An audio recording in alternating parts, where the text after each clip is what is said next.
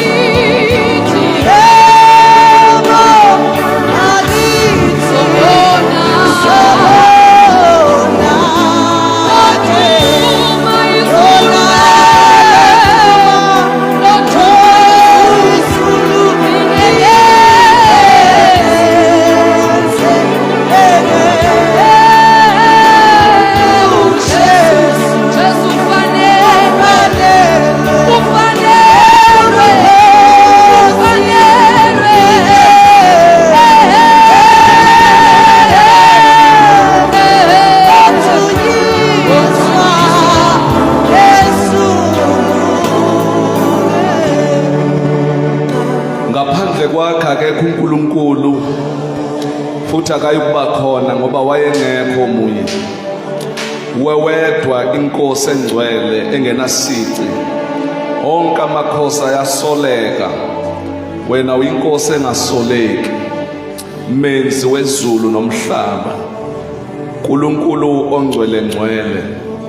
Izintaba zonke zomhlaba ziyalingana esandleni sakho. uNkulunkulu omhle, thembekile, ulungile, ungcwele, ubona konke, wazi konke. Siyazithoba kuwe uNkulunkulu omkhulu, ngomsa wakho usilandile ebumnyameni. Sesilapha Nkosi, sasingalazi izwi lakho, sasingalomeli, sasingabongi lutho, singaceli lutho kuwe ngoba sasingawazi umsa wakho. Sibonga ukuthi wasilanda ebumnyameni, wasibeka ekukhanyeni. Umphefumulo wethu usuyalomela izwi lakho, uyalilangazelela. Sizwile Nkosi abantu bethetha kusukela ekuseni, sicela uthethe nathi ekushoneni kwelanga. Sidlise izwi lakho uNkulunkulu wethu, uhlangabeze izidingo zonke sinazo emphefumulweni. Siphume kule ndawo singafani nokungena kwethu. Siyazithoba kuba wena uphakame, siyehla kuba wena wengamele. Thatha indawo ephakemeyo, kuzwakale wena, kubonakale wena kule ndawo. Ngegama lika Yesu Kristu Nkosi yethu, amen. Angibingelela ibandla lonke ngegama lenkosi. Ngiyalibingelela lonke ngegama lika Jesu. Cela ngivumele nginqamlele ngibingelela ibandla lonke njalo mangibingelela, amen. Ngamane ngithi amadikona, ama-elder bonke, uyabona. Ungaphatheki kabi ukuthi andikumbenishilanga, futhi akho mfuneko ukuba uzwe kabuhlungu uba asizanga kuwe apha. Amen. Sonke size kuThixo. Haleluya.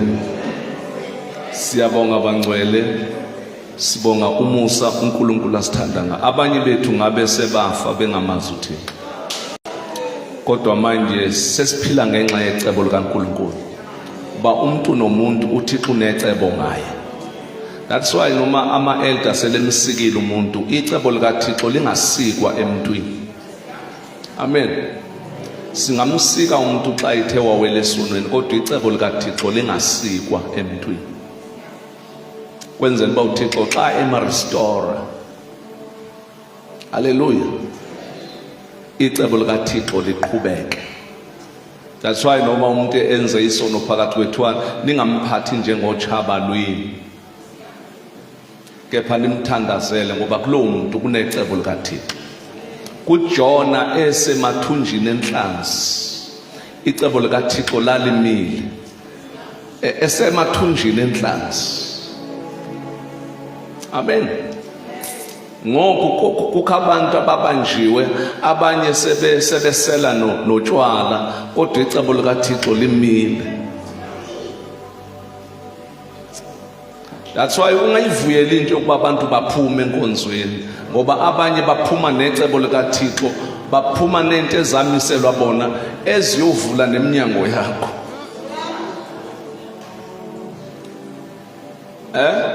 Ukuphila kweNinive kwakungena emathunjini enhlanzi noYobe. uThixo akangamreplace.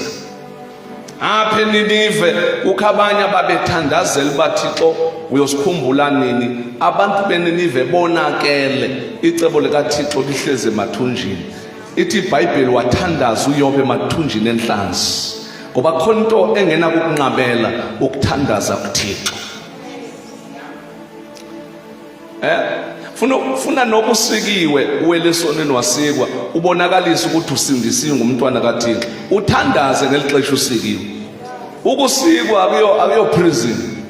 Xa usikiwa ukho kwi-prison, unikwa ichance yokubuyisana noThixo. Thandaza kwelo xesha, su-add izono. That's why ungabekelwa xesha, akuthiwa 6 months 9 months ushiyelwa kuwe kuba mdla waziva uba ndibuyisene noThixo, ubuye uthi ndibuyisene noThixo. Haleluya. Andingathethi kakhulu ke ize singakafundi. namhlanje ngifuna sithethe ngoba how to deal with a pain. Amen. Yeah. Lemvuselelo angifuni sivuthe kakhulu ngoba do you understand ukuthi emontweni ene-engine eshisa kangangoba ngeke usibeke isandla kuleyo engine into eyenza uba ishise akungopetrol obilayo upetrol obandayo.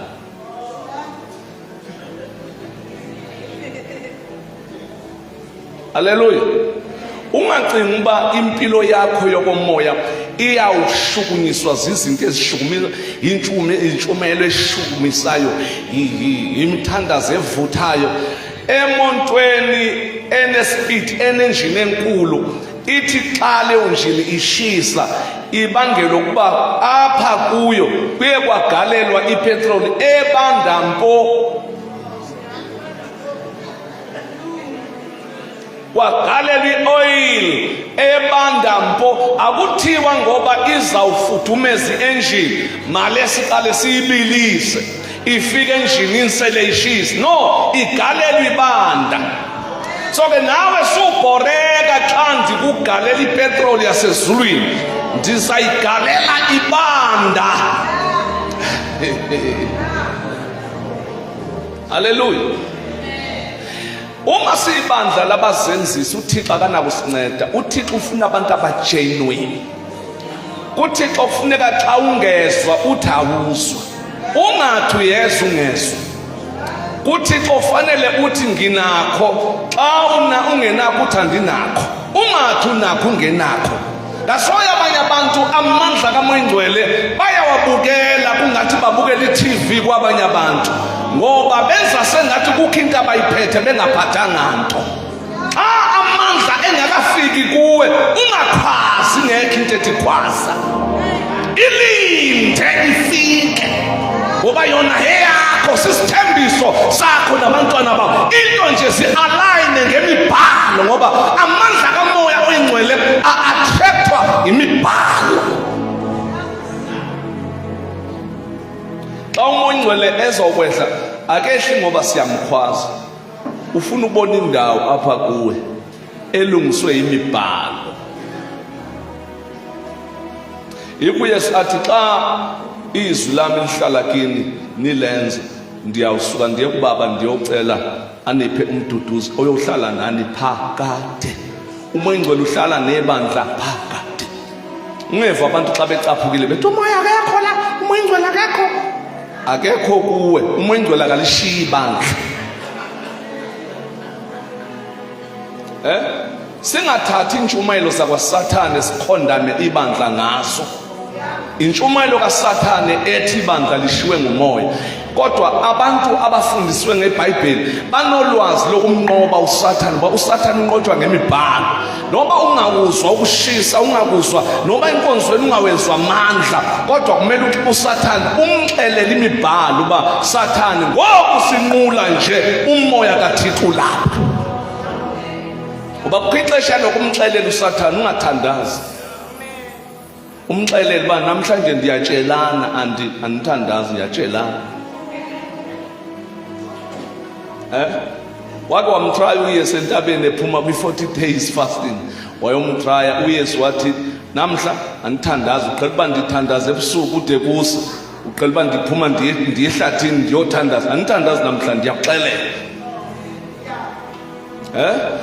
And ndikuxelela imibhalo wathi ziwisa apha phansi izingelosi ziyokubamba, wathi kulotshiwe ungeyilingi inkosi yakho, wathi phendula amatshe abe yisonka, wathi kulotshiwe umuntu akayokuphila ngesonka sodwa, wathi guqa apha kumi ndiza kunika yonke lento, wathi kulotshiwe uba wokhuleka enkosini. Kukho amaxesha okumxelela uSathane, ungaguqi uthandaze, mxelele inyano yemibhalo uba Sathane undibona nje ngonganyelwe ngamandla. Wena une-faith emangalisayo, ulinda uSathane azoyiconfirma, soza ayiconfirm. I-faith yakho iyammangalisa. Lo nyaka uphelile zange uye emagqirheni, zange ubize inyanga emzini wakho, nangoku emzimbeni wakho awufakanga nto, uhamba ngokholo. abantwana bakhe abaseli into baphila ngokholo, and lo kholo kunalo next year na this year uhamba ngalo and lunamandla. Even e-ofisini yakhe akufakwa nto, awuqheli, awufaki into, awuphuzi into, awufiki nanto, awugcobisi into, ayikho into oyithambisayo xa uya emsebenzini, uhamba ngegama likaYesu. But ifaith yakhe inamandla. Last year wenze same thing, that this year usenza same thing. Iyasebenza le faith yakho. Into kune-blockage kumapayipi akamoya, awufana ikhushwa. Awukaxheli nangoku, nakulo nyaka uphelile awuxhelanga. Abantu baboshiwe, bashubhiwe apha emzimbeni, bafakwe iwayaring.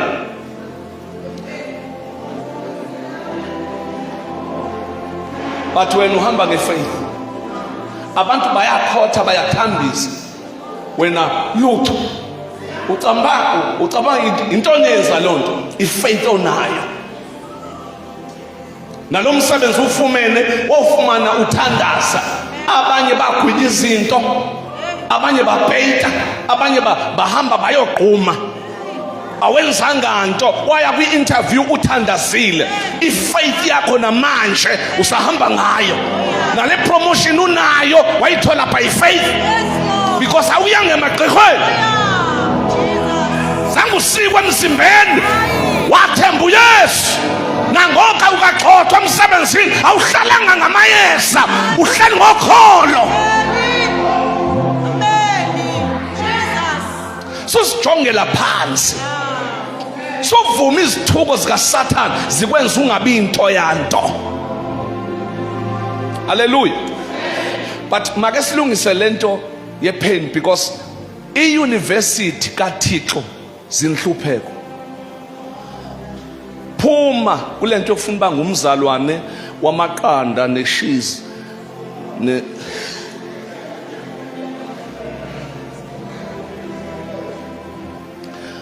ba wena uzamkhonza uThixo ngoba kunenqwaba yamabhega phambi kwakho.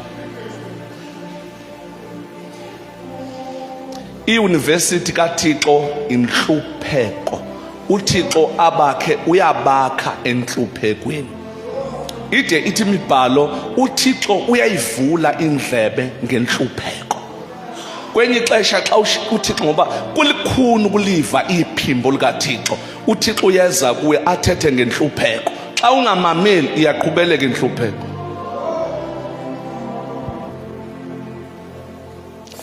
Mina I believe ukuthi la nhlupheko kaJobe, uJobe kanini? Amen. Yayingeke ithathe ixesha elide. Into uJobe waphuza ukufikelela kwisigqibo esithi umhlengi wami uyaphila. I know my Redeemer lives. Waqalekisa usuku azalwa ngalo. Wabuza imibuzo bantu, Thixo ndikone ngani? Siyintoni isono sami? Until uThixo amconfront man to man. Wathi, John, Jobe, kawuhlalela. Ngifuna ukuaddressa man to man. Where were you mhla ngidala umhlaba?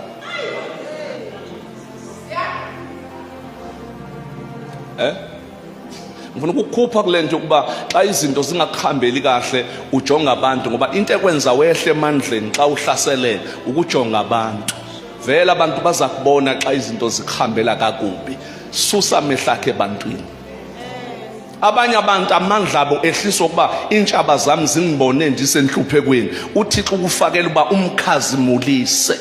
Zininzi izinhlupheko zolungileyo, uThixo uyamkhupha kuzo zonke. Hamba ngemibhalo, kholwa imibhalo, soze uThixo akuqhathe.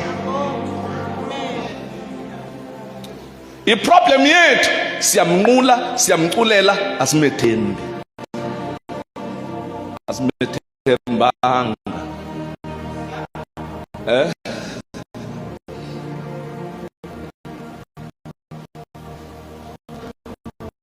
Asinani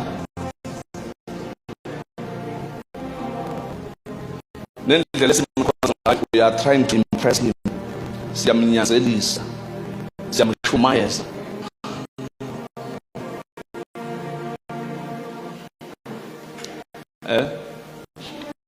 Ngifuna ukuthi ipain mayingakazifike kuwe ilindiyeza. Uthi uyakhonzwa ngepain.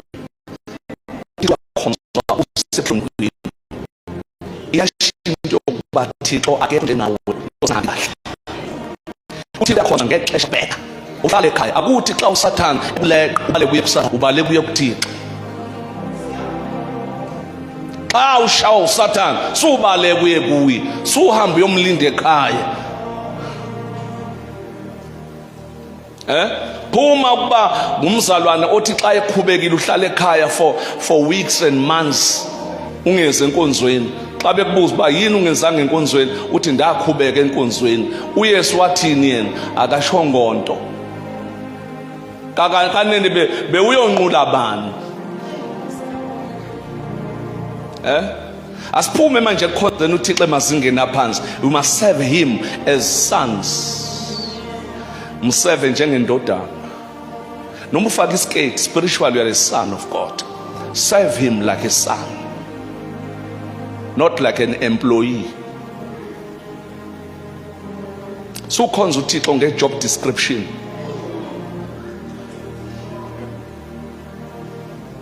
Andingeni la ayoyami le ekamfundisi le andingo elder andingo deacon mina andingo member yechoir andingo member yeshiti bakhona abantu balona. Nqula uThixo as a son, serve him as a son. If you are in the business of your father, some other days you deliver masaka empuphu, ngenye imini uyathanela, ngenye imini ubetha ithili, ngenye imini upakisha impahla emashelfini. Awuna job description in your father's business, because you don't live by your wages, you live by a provision.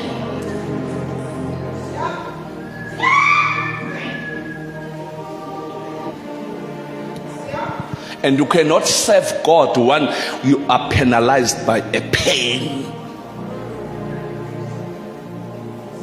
You cannot serve. Umuntu xa ipain imgqibile uyaphuma kwaye. Uyaresign ekommitini, uyaresign ku-eldership na kwi-deaconship, uyaresign xa ipain imgqibile. Kukho abantu abaphronyela e-university, kukho ababulawa yiyo.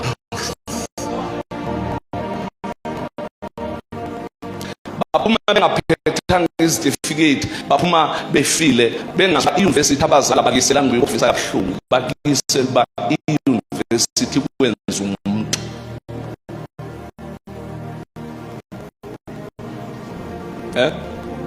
That's why ngeke ugraduate ungadlulanga kuma test. Ama test iwona produce ama graduates. Ngeke ufunde ungabhali test. Uthixo ke nguthisha oqala. Uyayazi ba xa kuthe kwafundo makubhalwe netest. Ba i-test ke iyakupromote. Xa ungaliphasi iclass uyaliphinda. Uliphinda oko. I-problem awupasi. Ukabazalwane abahleli kwi-pain okufanele bekudala badlula, they fail to apply the word of God, they fail to apply ama principles, they fail to apply ama formula.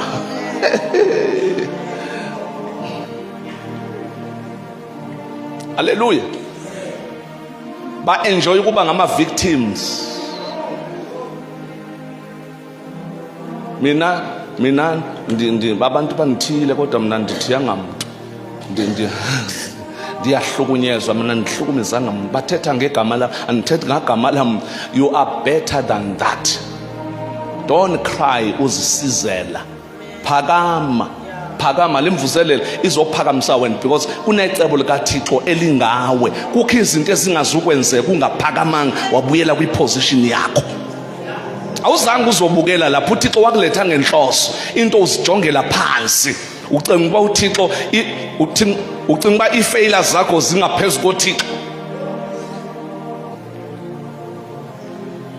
You always guilty makuchiwa isidlo uyadlulisa awuthi uyadlulisa ucinga ba guilty yakhe ingaphezulu kobabalo likaThixo. Why are you wasting your time?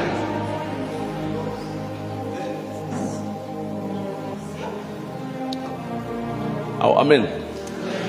Asifunde ngifuna sibuke ipain ka Hannah and Peninnah. Ngikhona ungangifundela lencwadi yomama.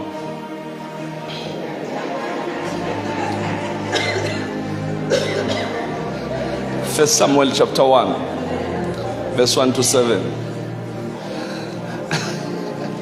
Glory to Jesus. Cela oyedwa ngifundele from verse 1 to 7 ngifundele nje uhambe. First Samuel chapter number 1 from verse number 1 to 7. Yeah. The subheading, the family of Elkanah. Now there was a certain man of Ramathaim, Zophim, of the mountains of Ephraim, and his name was Elkanah, the son of Jeroham, the son of Elihu, the son of Tohu, the son of Zuph, and Ephraimite. And he had 2 wives. The name of one was Hannah, and the name of the other Peninnah. Peninnah had children, but Hannah had no children. This man went up from his city yearly to worship and sacrifice to the Lord of hosts in Shiloh. Also the 2 sons of Eli, Hophni and Phinehas, the priests of the Lord, were there. And whenever the time came for Elkanah to make an offering, he would give portions to Peninnah his wife and to all her sons and daughters. But to Hannah he would give a double portion, for he loved Hannah, although the Lord had closed her womb. Verse number 6 and 7. And her rival also provoked her severely to make her miserable, because the Lord had closed her womb. So it was year by year, when she went up to the house of the Lord, that she provoked her. Therefore she wept and did not eat. Amen. Amen.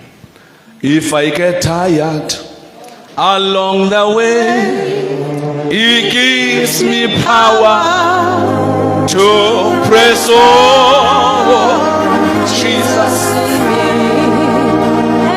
has never failed me.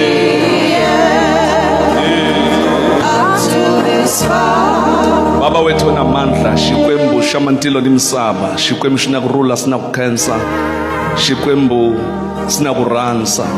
Lele rito la wena hi kombela u yi fune, Xikwembu xa mantilo ni misava, hi vito ra matimba la Yesu Kristu, amen. Lapha into engiyilandela, ngilande ipain ka Hannah, 2 ipain ka bani? Masithethe ipain ka Hannah nepain ka bani? Z2 imbili lenhlungu le. Amen. Kulo family ka Elkanah kuyakhonza. Ithi iBhayibheli ke njalo ke bebekhuphuka bayitha bantu. Amen. Akungabantu laba abebengazihambela izinkonzo, kuthiwa every year bebekhuphuka baye eShilo. Kodwa iproblem xa bekhonza kukho ipain ekuleli khaya ephilayo iyaqhubeleka enkonzweni ayi-address.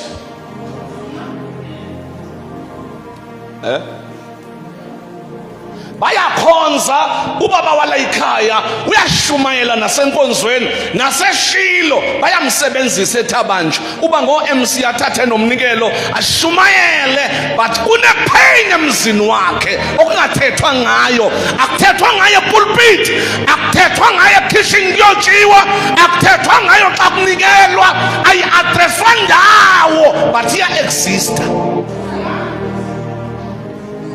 Amen.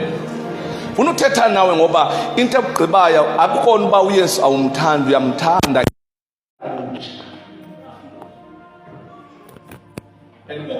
Dlayo ezinga-addresseki epulpit. Amen. Kuyakhonzwa kule family. Kuyathandazwa naxa kuthandazwa kulalwa nansi inhlungu ikhona ayindawo. Ngoba into esitoti njenge-problem. I-problem isitoti. Uthi ugqiba kuxotsha amadimoni ngegama likaYesu, amadimoni phumani. Ingxaki ihlangane namadimoni eminyango ethi niyapha athi sixoshiwe ngegama likaYesu, ithi ingxaki siyakhona-ke thina.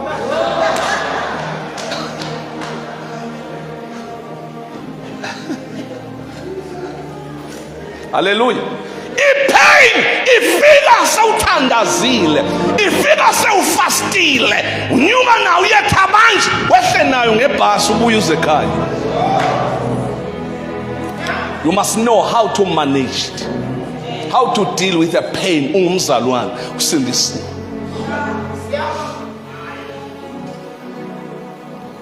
Because any pain ibangelwa icondition yenhliziyo yakho. Any pain ibangelwa ubuntwana. Khona ipain engepain eqanjwa wuwe. Ngoba kukho abantu abayi-abuse. They abuse to be abused. They are saying they are abused while they are not abused because they are childish. Bese bethi into engeyo abuse abuse. Bathi into engepain ipain. Nento ezobanceda bathi iyababulala. Yabo? Waliwe usisi lapha emission uthi pain, that's not a pain. Lento inceda wena. Balo sisi ube honest kuwe. Zangabe namanga, zangaqamba amanga.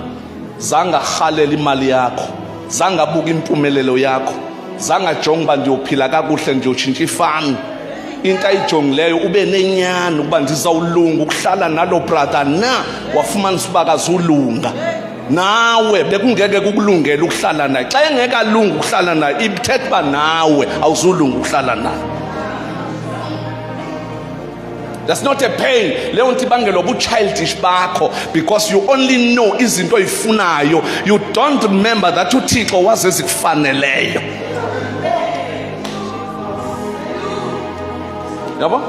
That's why Moses Shata, when the Bible says it's not good for a man to live alone, it does not say that to all men.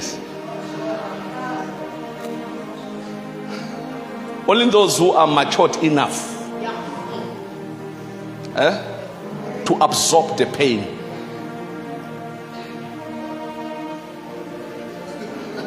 To forgive unconditional. To accept usister owakwale mission as your sister in Christ. Ungathi uphakeme, ungathi akakholwa, uyakholwa akaphakamanga, uyafuna nokuyezulwini, into angayifuni kuya kokweni.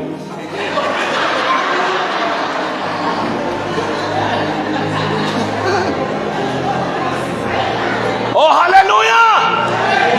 No ngiyakulapha ngiyakusize lapheka phila manje lento yayi in favor with you. So funa abantu abenza ukuba lento yenzeke. Don't try to search the source of your pain.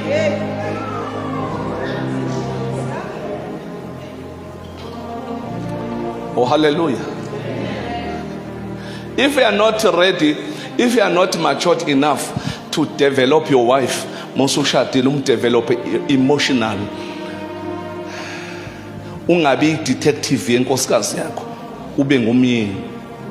Ube matured enough to practice a role kaKristu ebandleni.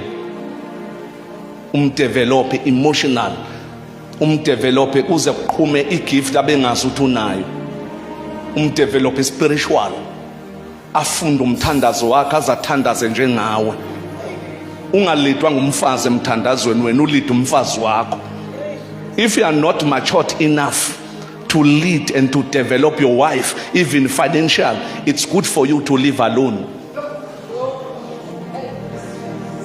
Yabo? Amen. Even the sisters, khona abantu bebekhubeke bathi bekunobrother kuthiwa uze kimi angazi ukuthi ama-elder nomfundisi benze njani but ngizwe kuthiwa ujikile. That thing was in favor with you.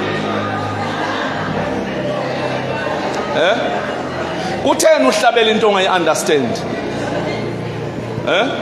Oh kubekelwe mina kofi nomilanga show. Ulilana ntoni ke ngoku?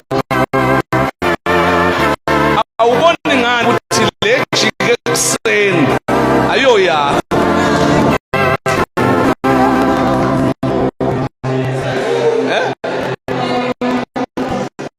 Ungayihaleli ukuthi xa ngaphanga yona. Xa intingezi kuwe suyiloba. Ngoba abalobi bafaka intoni lokulotshwa udobo, i-fish line, bayifaka apha amehla bengaboni khona. Xa uloba into ongayaziyo, yiyo ezazi uba iyalotshwa. Suloba, linda uThixo ayizise. Ithi iBhayibheli apha kwaPhenina nakwaHana kuyakhonzwa njengoba sivama ukuthi uHana wahlushwa nguPhenina noPhenina wahlushwa indoda. Ziningi inhlupho kulomzi. Haleluya. Ngokucace bha kuthiwa naxa kuthe kwaba nenyama kulomzi, inyama eninzi nikuPhenina, bese ithi iBhayibheli into ukuba uHana nikwinyama eningi indoda imthanda kakhulu. Kwade kwabonakala noPhenina wabona uba indoda imthanda kancinci. Banabantwana abaningi kodwa andinikwa iportion edouble, kunikwa lonke nabantwana. And kuyachazwa uba wenzela uba uyamthanda kakhulu. Ibhlungu into yokungathandwa indoda, uhlale nendoda uyibone uba ikuthanda kancane. I-frustration ephatha abantu besifazane kukuhlala nendoda engakuthandi incam.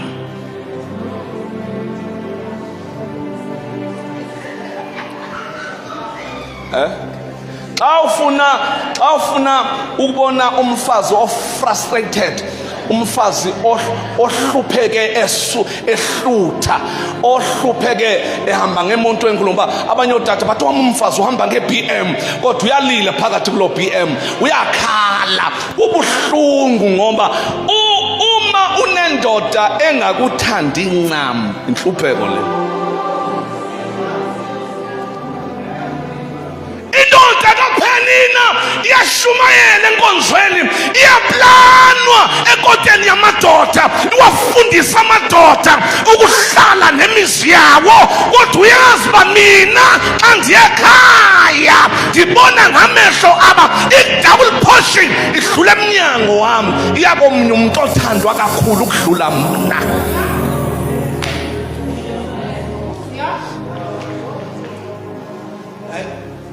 Akayivanga abantu lento, uyayazi uPhenina into eronga ayenzayo, uthatha inhlungu yakhe angayi nayo kuThixo ayikhuphele apha kuHana.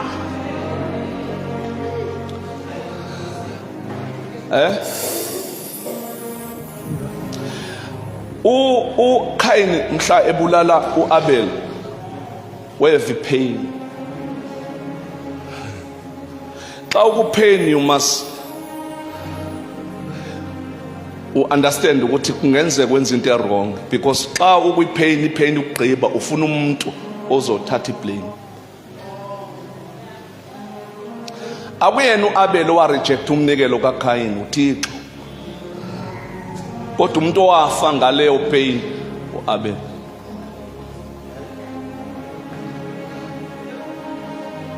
That's why sometimes if abantu befaka leadership, ngathi ngaba khona iclass le leadership where we will understand in leadership ukuthi you will carry ama pains abantu, kuzathiwa wrong or right, because abantu xa bekwi pain bamfuna umuntu abazamkhomba.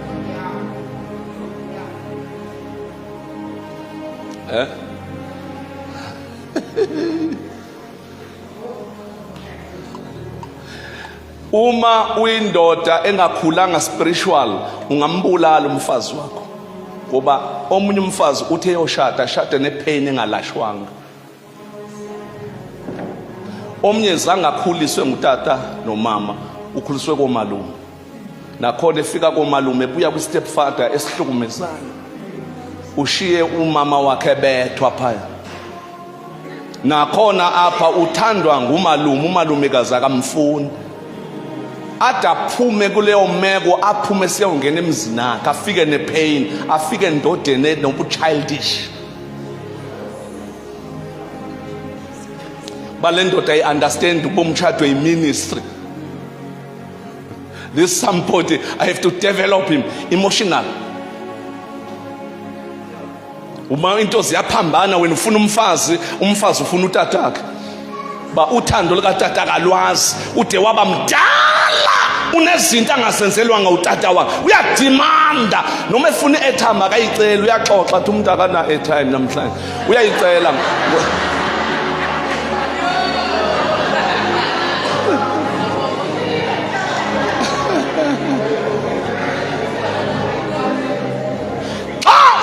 Understanding, ungazi ukuthi how to deal with the pain. Nomuntu one-pain uyambulala umfazi wakho, umgqibe angakhuli spiritual, abe idwafu yasenkonzweni, ebulawa nguwe because you don't understand how to deal with this pain. Abanye umakoti babulwayo ngomamezala because umamezala akekho matured enough to look ukuthi what is the pain, yini edlala umntwana, ayeke lento yokuba ukwada, abuke ukuba yini ebangela obukwada, amthande qha. Kukho makoti abadinga ukuthandwa qha, ungambuzi lutho. Xa evila apha bekubuza apha abazalwane bathi hey umfazi wakhe uyivila, uthi akalona ivila, into akanawo umzimba wokufukuza.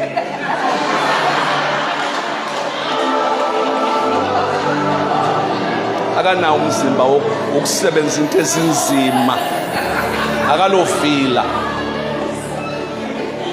Amen. Because into azaba nayo uzoba nolaka, lo laka lukaphenila ludalwa yipain. Umuntu onemthwalo emsindayo uba nolaka, umuntu osinda uthwele imithwalo uba nolaka, akanaxesha lokubingelela, unolaka umuntu onemithwalo emsindayo. Ngela xesha sisakhula xa kuyothenga impuphu i50 kg besihamba nomama sinqamlele yona, omunye athwala umthwalo wakhe, omunye athwala umthwalo, omunye athwala umthwalo. Ngexesha ilanga libalele sisindwa impuphu, awuboni neshomu zakho ngoba uyesindwa. Xa umuntu ekubingelela uvumi, uyesindwa ngoba ukwesindwa kukwenza ube nola, awunaxesha lokubuza impilo, usindwa. Kawucheka ukuba lama mezala othi akangithandi kanti uyesindwa. Kukho gogo makhulu abaguga nemthwalo, bayesindwa, abanaxesha lokwamukela umakoti ngoba kwabona bathwele.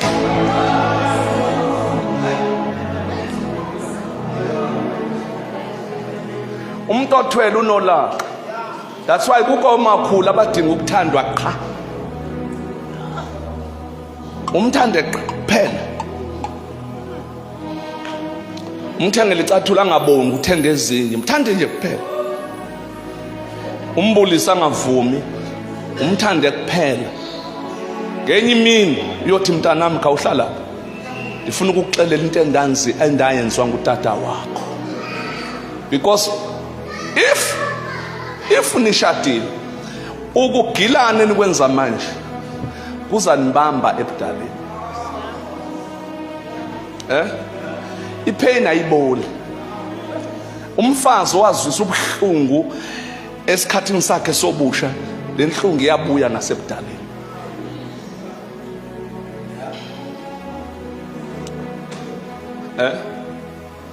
Ufumanisa uba umakhulu xa utata efuna iti, efuna ukuphunga, umakhulu uphethwa amathambo njalo. Nontamkhulu uyoyika nokuyicela iti, usethi hey umuntu angathi ngafumana iti.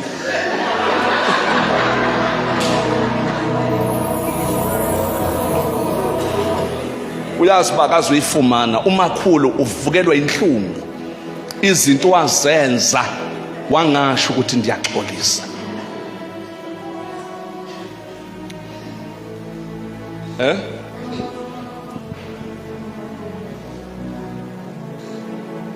Bekhona utamkhulu xa ehamba nomakhulu uyamshiya ngemoto. Xa umakhulu esathetha nabanye umakhulu apha enkonzweni utamkhulu engene emotweni mfowami utamkhulu kuvuka inhlungu ba lo mfazi kwasebusheni undilimazile. Ningalimazana emtshadweni.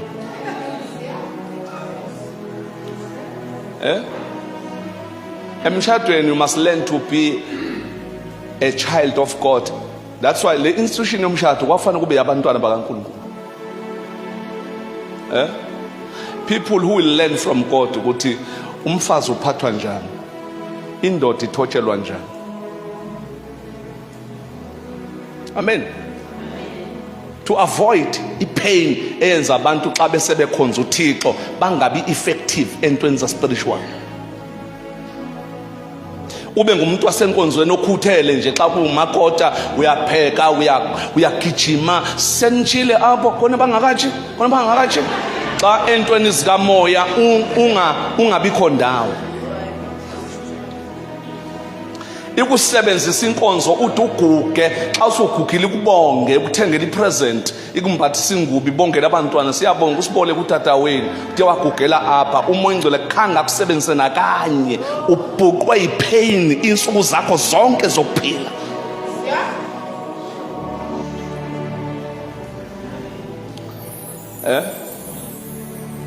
Ube useful esontweni ube useless umoya ingcwele because ipain iyakuvimbela ukuba uThixo akusebenzisa. Ipain ifuna abantu ezophumela kibo. Umuntu ophila nepain ufuna abantu azabasola. Ulinda meeting azogxeka azobuza ireport ukuthi iphi ireport yale kwahamba inyanga ireport ngayitholi eyethu le mali. Can sometimes not because unenhlungu ngenkonzo unepain ephila kuye ifuna umuntu ezamlimaza.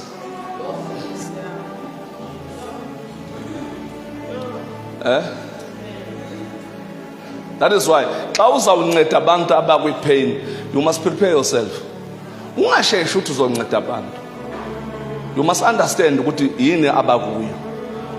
That is why khona abantu abancedwa halfway bashiyo. Ayike phela akumina onengxaki yiba abanengxaki. Xa bethetha ngohlobo ndiyabayeka mina. Ukuthi you don't understand ukuthi lentetho iphuma kwi-pain.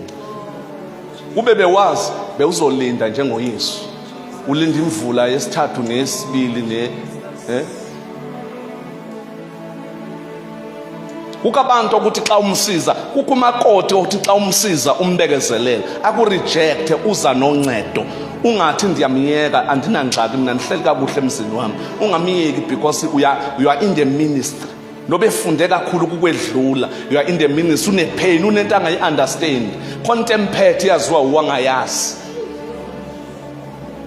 That's why icishamlilo xa ziyocisha umlilo ovuthayo ziqala zinxibe into ezokwenza uba xa zifika emlilweni zingatshi. Zigqume nobuso xa zifika entuthwini iqhuma zingahixeki.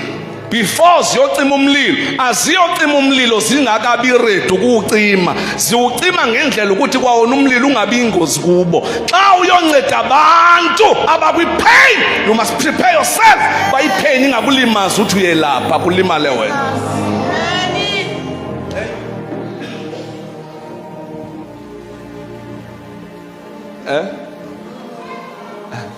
Oba ngenye imini futhi abanye benu bazawubizwa babe ngabafundisi ube ngumfundisi othuka ibandla because ibandla uyakwazi ukuthi ulithandazela ungalali likusola. Abanye babuye bazokutshela bathuthi imali yethu bhatalwa isidi uyoyeka ngelo mbini uhambe uyobhalisa inkampani yakho uyobhidela amathenda uthi ndiyayeka lento kakade mina nganginekampani yami mina.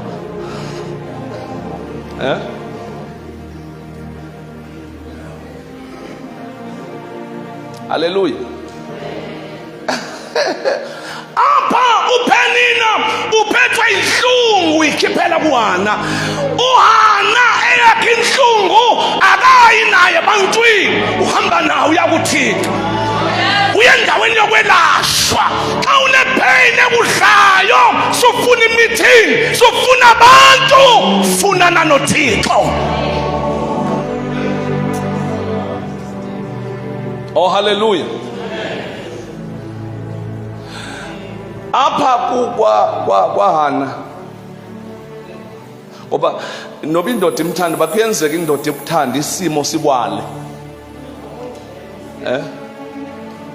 Uyayazi loo nto? Uthandwe indoda waliwe isimo.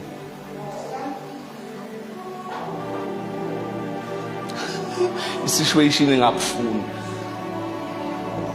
Nemali kuthande umane uyapronyotha emsebenzini but isituation ayikufuni. Unezingxaki oko.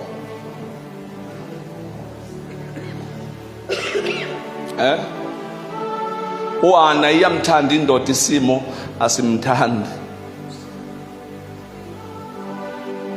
Uyakhonza lo mama. Into engithanda ngoHana, uHana ubengathi ngoba ndinengxaki ndinepain andiye eThabanchu. Makiwe eThabanchu uyahamba. Amen. Awufunde khona ungafunda verse 6. Verse number 6. And her rival also provoked her severely to make her miserable because the Lord has closed her womb. Amen. Iple verse ethi unyaka nonyaka. Verse 7. Yiza. Nobubana kafuna noma unasitulo funa. Wenze njalo iminyaka ngeminyaka. Kodwa into enhle akayekanga ukukhonza kodwa iminyaka ngeminyaka. Kukho abantu esiyohlulelwa ngabo xa sifika ezulwini. Abakhonza uThixo bemnqula bathembeka benyuka makuyokhonzwa kodwa besazi ba lapho siyokhonza khona yilapha inhlungu yami ivela khona kodwa hayi. Kukho abantu abangeze enkonzweni ngoba bakhutshwe enkonzweni once. Uphenina iminyaka ngeminyaka. Wayethini tata? Wenje njalo elikana iminyaka ngeminyaka. Awenyukayo uya endlwini kaYehova. Wenje njalo uPenina ukumqondisa. uHana walila akadla. Iminyaka ngeminyaka. Funda kwesilungu, unesilungu. So it was year by year when she went up to the house of the Lord. When he went up to the house of the Lord, kwenzakalani? That she provoked her. This drama is happening in the house of the Lord.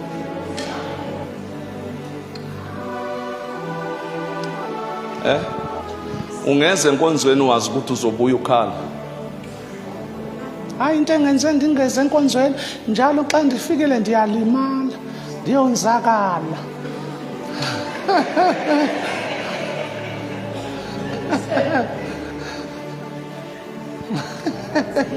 Hayi tata ndiyamthanda uThixo into ecaweni ndiyonzakala. Funda verse 7 ithini enye version funda. Whenever Hannah went up to the house of the Lord, her rival provoked her. uHana ubevakashela ama-sisters akhe abuye enqumile ehleka. uHana aya kwistokfela abuye enqumile ehleka. Athi xa iye emsebenzini abuye enqumile ehleka. Kuthi xa eya in the house of the Lord abuye lila. But abe ne-decision athi next week ndiyonqula uThixo.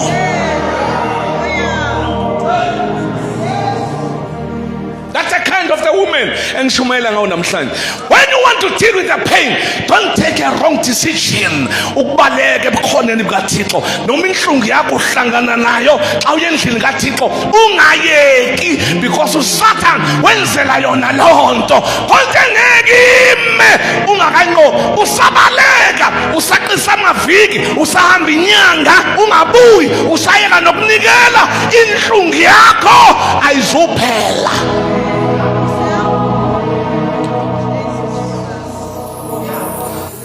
When you want to overcome the pain,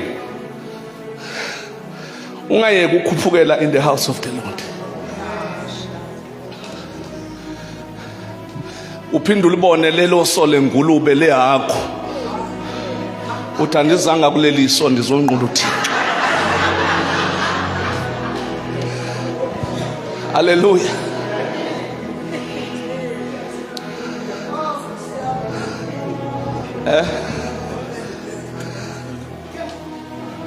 Ngoba xa ungaya emakhaya amanesi ubuza uba into yakwenza ungize enkonzweni intoni, ngeke kade usathane. Bathi nditshe imali ndingayitshanga. No, yeba uyitshanga wawufana noyitshile, kwathiwa uyitshile ungayitshanga wasuke wafana nomuntu oyitshileyo.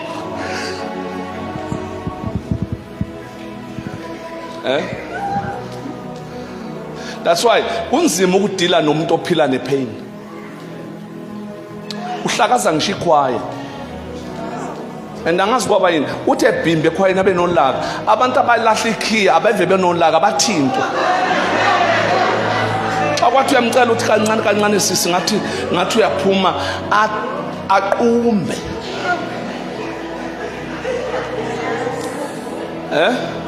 You must know ukuthi udila nani. Some other people, they need our prayers, not to sibaqumbele sibahlele. Abanye basonzakalisa kuphekwa emabhodweni kade kunekota, sibuye emakhaya silimele sifaka ama-aprons sesiyalimala, sithi siseve umhlambi kaThixo sesiyalimala phaya ezimbizeni. Abanye bahluleka na ukuze emthandazweni ngomvulo ngenxa yokonzakala ngeSaturday ezimbizeni, babale kumthandazo. Ngoba uyanixaka umuntu ongabi khona xa ibandla lithandaza. Xa mina ufuna ukungibonisa ibandla lakho mfundisi, unganibizi ngecawa, ndibize ngomvulo. Xa ibandla lithandaza ndizobona ibandla.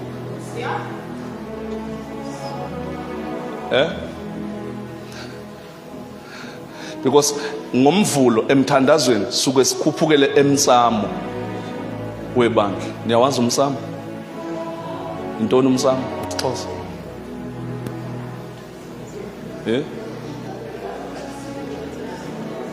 La ndawo kuphahlwa kuyo endlini enkulu ibizwa kuthiwa yini?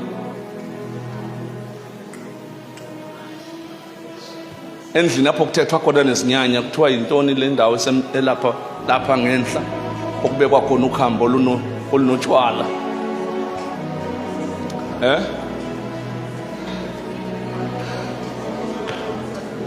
Hey, uThixo nithandile, nizalelwe enkonzweni, inkosi inibusise, inkosi inibusise.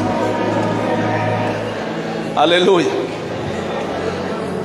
Xa ifamily izawunyukela kulaa ndawo kufuneka ifamily iphelele. Kweminye imizi kungenwe ebuhlanti kuyothethwa nabadala. Xa ibandla libuyile ngomsombuluko alizange oshumayezana, lizothetha namazulu, lize emsamo, lizobeka izinto. Xa kuzobekwa izinto emsamo kufuneka ifamily iphelele. Ongewuye wefamily akavumelekanga ukusondela, uyaqheliswa ngoba akangewuye wefamily. Xa kuyoqhunyiswa impepho emsamo kufuneka befamily abozalo. Siqhumisa impepho yasezulwini ungezi uthetha ukuba ubhile ngakweyiphi ifamily wena.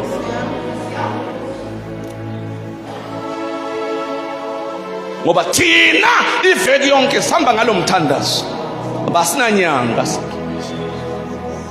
asinatikoloshi, asinamkhova, asinalutho, siphila ngalo mthandazo. Xa ibandla lithandaza ungekho uphila ngantoni?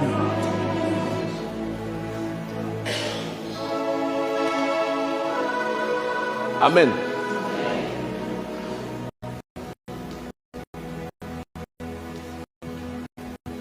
Indlela yokudila nepain ubomi bakho akusikhona ukuya enkonzo nisi, akusikhona ukulahla amabhuku phansi ukuthi ngisafuna ukushaya umoya. Alikho izulu abantu abashawa ngumoya, ufuna ukubethwa ngumoya ke niphumule. Alikho izulu abantu abaphumuleyo. Obekezela kuze kube sekupheleni ngomnika umqhele, umnika isijaba. Awukho umqhele wabantu abaphumula. Hayi mina nizoyihlalela emva. USathane unama temptations a special abantu abahlala emva bathi anisenzile uthe enkonzweni, ababambe ze bafe bengenathixo. And xa uke wafa ungenathixo nobuke wakhonza iminyaka ngeminyaka, uYesu uza kulahla practice ijustice. So zakuvumele ngoba wakwafika enkonzweni. Lokhu wabalitshe eliphumile esakhiweni, waphuma endlini yokomoya, waphuma esakhiweni esiyibandla, esakhiweni ngamatshe aphilileyo. Ngoba indlu yokomoya, indlu kaThixo yakhiwa ngamatshe aphilileyo, but indlu yesonto yakhiwa ngamatshe abaziweyo. Abanye bakhona endlini yesonto kodwa endlini kaThixo baphumile, bakhishwa zizinto. Abanye baprofeta besendlini yesonto bengekho endlini kaThixo, bashumayela besendlini yesonto bengekho endlini kaThixo, basendlini yecawa. Endlini kaThixo bakhushwa, abekho esakhiweni sokomoya. Bofika kuYesu bathi, Yesu thina sathandaza egameni lakhe kade nginibonanga, ngoba amehlama ayijonge esakhiweni sokomoya, amehlama ayingajonganga indlu yecawa, ayijonge esakhiweni sokomoya. Ndange ndinibone. You better plead guilty now. Ufumana inceba kaThixo. Hallelujah. Kukho izinto ongamelanga uzenze if you're in pain. Okay. Zabuye ngiqhubeke ne? Sekho isikhathi? Do you have time? Asifunde kancane kokugcina. Funda Proverbs chapter 4 verse 23. Proverbs chapter 4 verse 23. Uma ukhona ongifundelayo, ngifundele nge-NLT nangeSixhosa.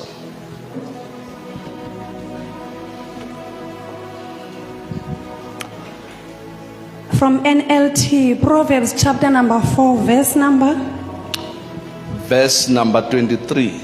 Verse number 23.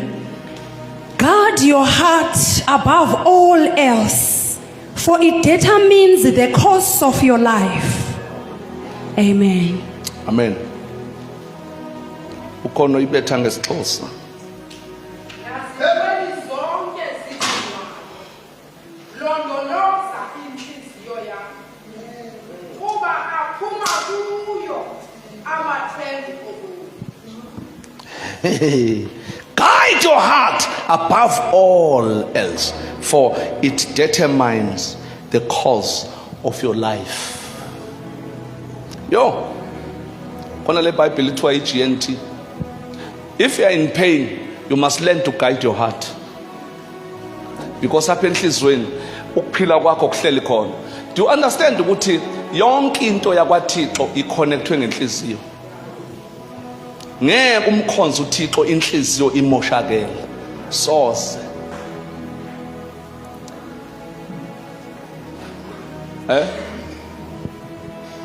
Soze umkhonza uThixo ngesiminya inhliziyo yakho imoshakele, because even ne gift zikaMoya Ingcwele ziconnect enhliziyweni. Xa kumosheka inhliziyo nazo ziyamosheka. Ngeke uyi-deliver imessage inhliziyo yakho imoshakele. Noba ungumprofeti, uprofeti bawuThixo akekho kule ndlu. Uthi asinaThixo sinaye bawucaphukile, inhliziyo imoshakele. Nesipho sikaMoya si-contaminated ngamagciwane, ngama-germs enhliziyo.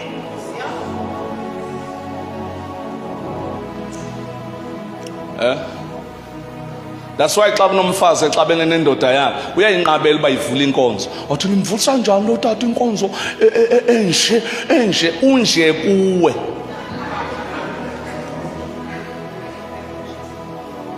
Xa sifuna umuntu ozovula inkonzo siyobuza uba mama singamcela utata avule inkonzo. Uthi no, ayizusebenza lo. You must learn to guide your heart, to cultivate umhlabathi wenhliziyo yakho.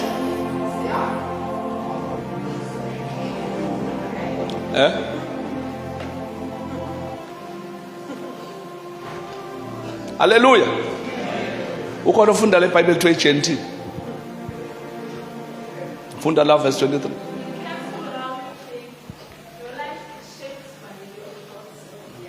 Be careful how you think. Your life is shaped by your thought. Into icinga ngayo uyiyo. Le level okuyo ilevel yengcinga zakho. Awubekwanga usathane kule level, ubekwe indlela ocinga ngayo.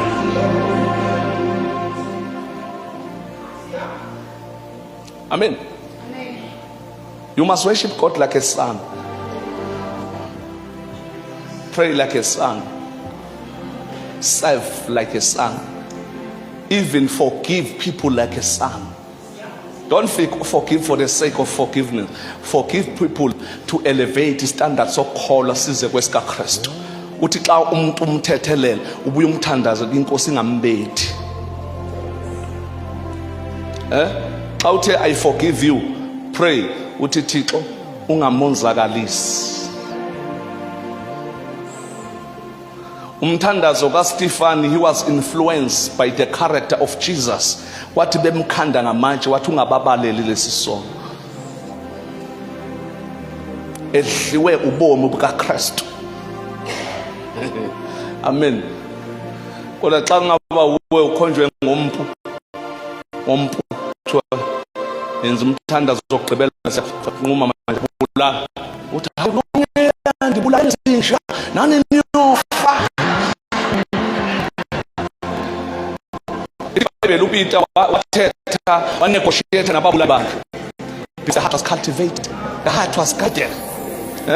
Wathetha nababulali bathi inhloko yami xa senibulala andithi ningangibulali, xa senibulala andithi nife xa nibulala, xa nibulala inhloko yami ningayibhekisi phezulu njengeka Yesu, nibhekise phansi ndiqhubeke nomsebenzi wenu.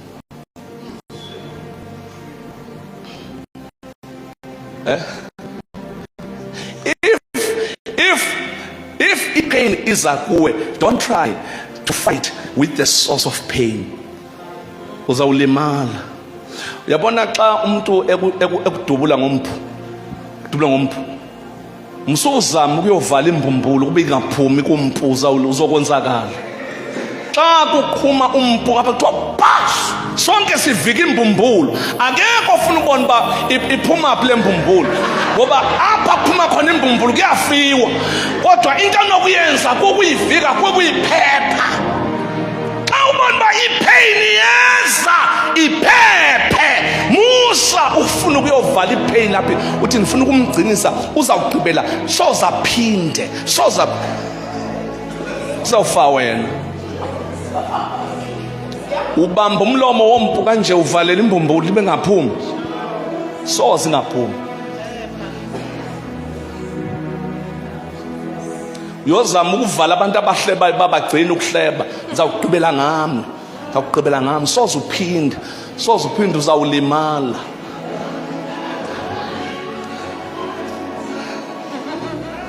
Wena you must prepare your heart ukuba ingonzakaliswa inhleba, ngoba nawe uyahleba. Subulawa into nawe yenzayo, ngoba nawe uneyakhe inhleba. Suba ngumzenzisi, uyathetha ngamagama abantu bengekho. Aba bantu othetha kubo bathule, abayixeli lento kuba wena wathetha ngubani, bayithulele. Yikho sibona ngathi unamandla, amandla akhe asekuthule esekuvalekeni kwale mlomo owakhuluma kuyo into zabantu. Ungayithethi into ebucayi yomuntu. Ithi iBhayibheli, when you fight with your neighbor, don't expose the secret of another person, because uma uke wenze njalo uthatha ubomi bakho abubeke emntwini. Ukuphila kwakho kusekuvaleni kwalo muntu umlomo wakhe. Xa uvula ufile, xa uvala uqhubeka nokuphila.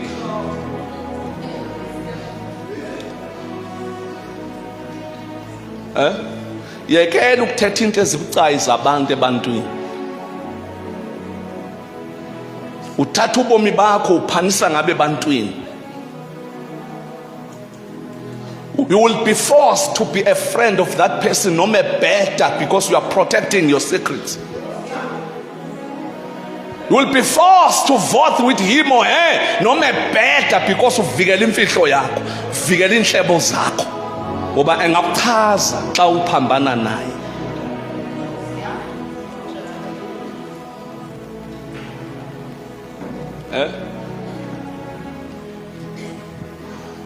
Hallelujah. Don't think ukuthi uku-expose imfihlo zabantu ukwenza ube bhetele ube ngcono. Fana abantu othi xa sesiyamsika sithi iza apha brother, utheni ulele nenkazana, uyazazi uba wonile utshisona, ngoku ke siyakukhipha ebudlelwaneni.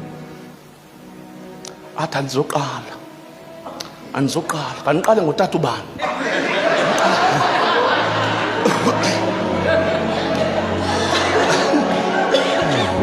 Hallelujah. Uyazi uba ingxaki yakho yini? You are not ready to repent. Ukhombisa izimpawu ukuthi awunandaba ne-future yakho yokomoya. Into nendaba nayo bo-expose abanye abantu. Do you understand ukuba noba singaqala ngotata ubani ayizuphele yakho?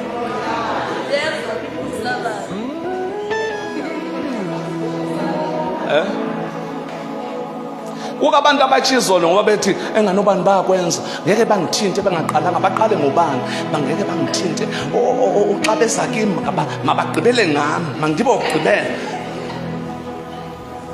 You are wasting your time. You are called by God. uNkulunkulu unecebo ngawe. Hallelujah. Hallelujah. Ukhona uphethe amplified ufuna verse 23. Ukwi-pain kukho into ongamelanga uzenze. You must guide your heart, because enhlizweni yakho ilapho kuvela khona ukuphila kwakho. Yafa inhliziyo nawe uyafa, yaphila inhliziyo nawe uyaphila. Ama spiritual gift adepende ekutheni inhliziyo yakho iyaphila noma ifile na. That's why ebandleni kukhona abantu bathula ngathi khona izona abayitshila abahleli phezu kwayo, abahlalanga phezu kwezono, batshiwa yipain. Bahlulekile ukugayida inhliziyo, bakhomba abantu.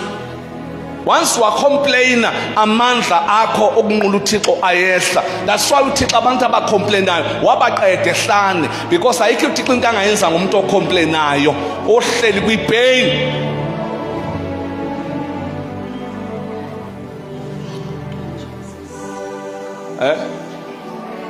Mina ngonzakaliswa kule nkonzo.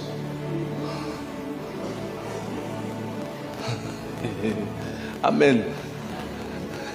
Abanye abantu bavisa ipeni ngento unnecessary, bafune nje ukuveka kabuhlungu, uzive uba uyafika wena kule cawe, uyafika la umusha ungathethi kakhulu. Bazalwane, niyakhumbula ngalamini sisakhonzela kula holo, sasingekho kulo holo, uwe wawulapho silapha thina. Amen. Don't intimidate us.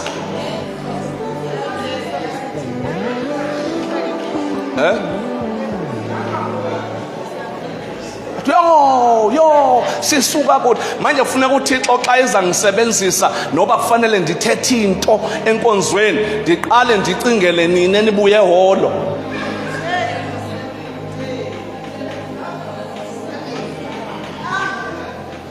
Hallelujah. Ningavisa abantu ipain unnecessary.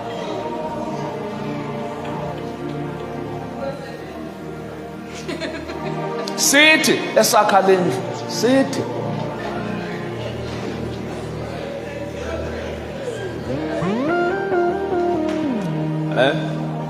sithi bona nje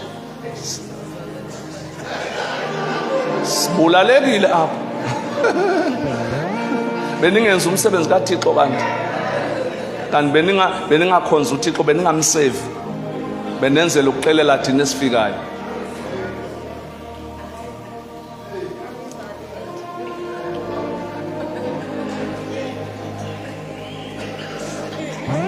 Hallelujah. Oh, amen. Any pain. Yazi ukuthi lemnikele sithathayo. Kukhona abantu esibadestroyile while we are focusing on making imali enkulu and destroy souls. Especially nina bomama, you must be careful. When you are fundraising, you must be careful. Don't cross the line.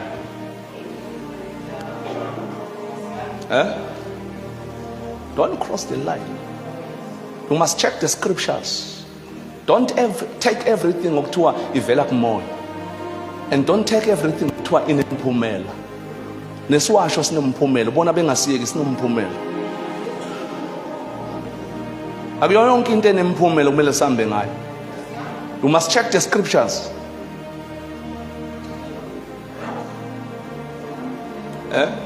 Kukho abantu abanye abalimala sinikela sithokoza kuthiwa ubusi siyonikela ethokoza, kodwa abanye balimala while sithokoza because besingekho careful, besifocus ekwenzeni imali eningi. Kuthiwa qaphelani kungabibikho silelayo esibusisweni sokomoya, kungabibikho njani osilela, kungaqapheli umfundisi akuzoqaphela Yesu, uqaphele nina.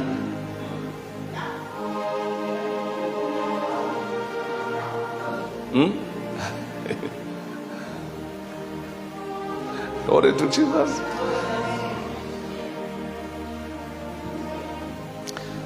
Abanye basithanda xa befuna imali yethu. Abantwana basezulwini ngiyanithanda. Uqale nini ukusithanda? Ngoku kuthiwa thatha umnikelo. Uqala nini uthando lwakho liqala phi? Ngiyanithanda bazalwane. Ngiyanithanda bazalwane. Ngenyanga. When you are in trouble, where are you? When abantwana bethu bechi drugs bengalali emakhaya, where are you? Why you tell me ukuthi nginikele ngenxa yomntwana mochi drugs kodwa ungakwazi ukuthandaza dami ngenxa yomntwana mochi drugs? Why you make money ngenhlungu yami?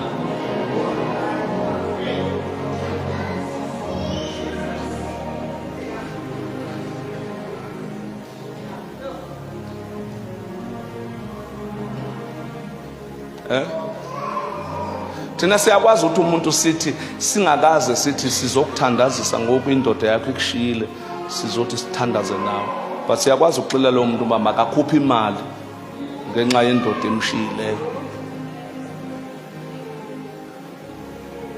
Senza imali ngepain yomzalwane. That's why nabazalwane manje abasakwazi ukunikela ungazange ubathinta amapain. Okoxilonda lezezini. Ndoda yakho njengoba ingalala ngekhaya uyazi ukuthi ilaliphi. Ngenzeka ibuye nezifo. Yiza mfazi uzobiya. Yiza.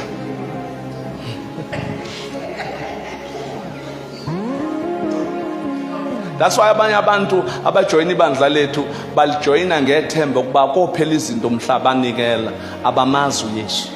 That's why sometimes sihola ibandla labantu abangamazi uYesu. Baza ama rituals lawo esiwenza.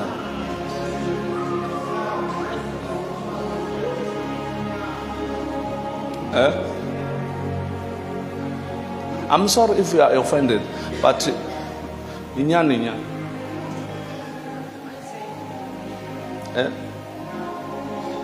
That's why Mama Bam, don't only read the Bible for ukwazi uEsther, no Ruth, no one. You must search the scriptures because the Bible is a love letter yakho, so that you will know mawuphuma endleleni ngoba nomoya uhlolwa ngembhalo. Umoya kaphambani nesu. That's why nathi sina befundisi sisengcupheni yokulahlwa nguThixo kule nkonzo, because sithule zininzi into eziphuma endleleni sikhona sithule siyoyika nama ndithethe ndiyoyika siyolahlwa silahlele ukuyika. Ndithe iBhayibheli yiba isisebenza sihle siye namahloni oqonda isivi lenyama.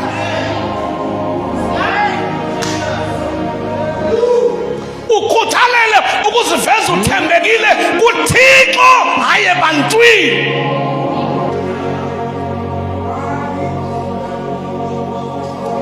Ukhona ufunda ngeAmplified sizothandaza. Funda la verse 23. Watch over over your heart with all diligence. With all diligence suqhamazela hlala phansi wenze umthandazo wenze prayer uthi inhliziyo yami ilimele. When you pray, you must be honest in prayer. When you be careful, be honest in prayer. Amen. When you are honest in prayer, absorbing and drinking, upetrol obandayo uza kuvuthisa. Uvuka into ekade yalala. Kuzwakala umuntu okade athule ethi haleluya. Kunjalo Thixo kuthiwa ungenwe intoni kuvuka into yakhe bekakade beyikhona kodwa bekunexoxo ebelivala ePhayibhini ngoku ixoxo liyaphuma ayasondela amanzi.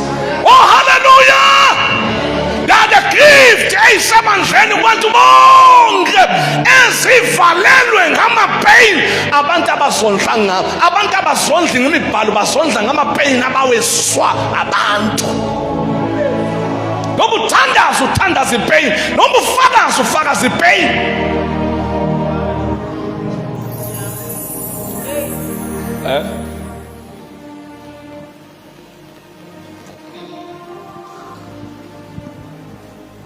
Kodwa abantu ukuthi xa ethandaza enza ibandla libe guilty. You must be careful when you pray in the church. We are ministering. When you pray at your closet, we are interceding. At your closet, we are hlambuluka. In the church, don't hlambuluka, you must minister. Xa uthandaza ebandleni umthandazo wakho ufuna uveze steps apha ibandla lizawuqabela khona. So thandaza into yenza ibandla libe guilty. So thatha amanzi okuswima uwenza amanzi okuvasa. Amanzi okuvasa a private, awokuswima a public. So geza apho kuswinywa khona.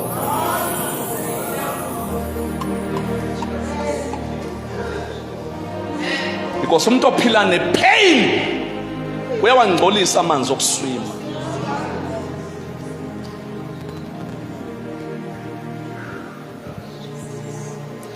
Nasemthandazweni ufuna nokuzivumela izono. So zivumela izono. Xa ubona basonile in your closet, phakamisa izandla ube ngumpriest, upriest. Uthi Thixo ngiza kuwe ngenxa yebandla. So siqeda amandla.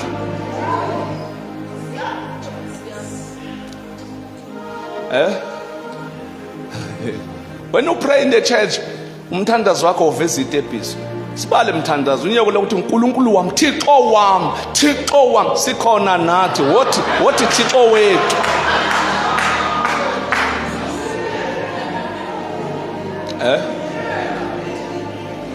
Hallelujah. Into ezokwenza ukuba kubuye lantu wakwayiva.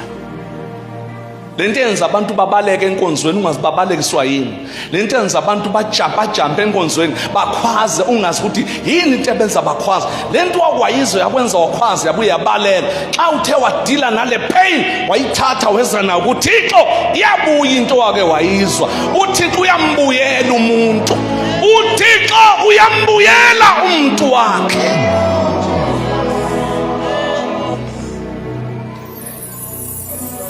Thixo akana life sentence.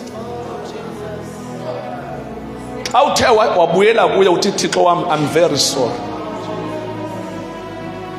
Ngenze ipain yaba kukutsha kwami. Ndicinga uba amazulu ayovulwa ngoba mina ndive ipain ngisemhlabeni.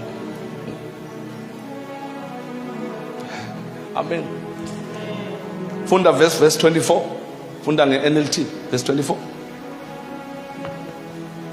When we're in pain, konto ongamelanga uzenze ezenza ukuthi pain yakho ingakupromote, because when you are in pain ufuna uthola ipromotion because ubuku university ubufakwe kwi exam room. Funeka ubhale because i-test xa i-test ifair. I-test ayikufuni into ongayazi. I-test ayikubuza into engakufundisanga yona. That's why xa uyifailile ublame i-test, usiblame wena ngoba xa uyifail abanye bayibhasa. Lento ithi i-test ifair kufuneka wena uzama ukubhasa.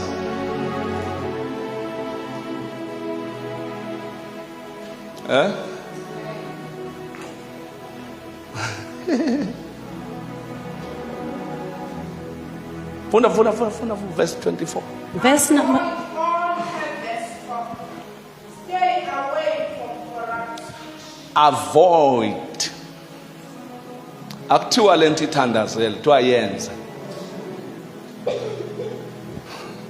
You must take courage, motivate yourself, and avoid. Hallelujah. Avoid perverse talk.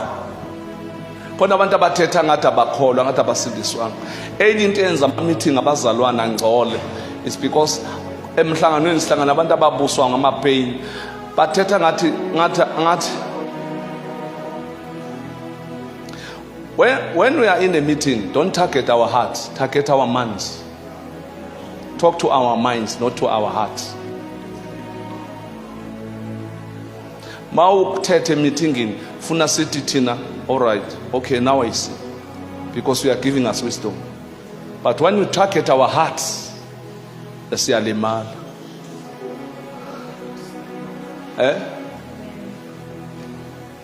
Kuka abantu abakwazi ukuthi xa kune meeting ba-target inhliziyo zabantu. Xa enibona uba lento enizoyenza nilibele ukuba it's unprocedural, angancedi, angayenzi into ayizele lapha emeetingini athi botata bam ngalo lwazi lwabona incinyane niyoniphikisa xa ndi-wrong. You know you are right. Why uzinweba? Why uziphakamisa? You know this knowledge is not little. Lozanayo. So why you uqala usilimaza inhliziyo before you correct us? Because abanye abantu abangazange balalelwe i-approach yabo. They fail to talk as abantwana bakaNkulunkulu. Noma ungeza nenyano, xa abantu belimele enhlizweni abayithathi inyano yakho. Uthi abeva bayeva, umuntu ongeva nguwe. Ba wena uthetha ungamameli, ufuna abantu bamamele i-opinion yakho, uThixo wena ummamelanga xa ekufundisa i-approach.